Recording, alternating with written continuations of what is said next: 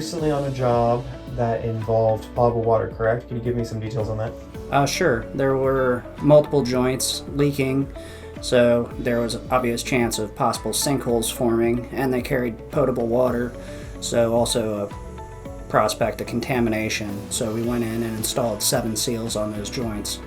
In the past, they had attempted to fix the problem by welding as well as grouting the joints.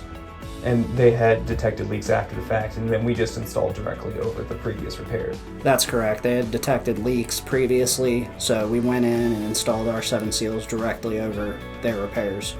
In order to install our 7 seals and then go through and test them, it took 2 days. Basically, we went through after the previous repairs and installed our 7 seals and tested them, and now they should be good for a lifetime.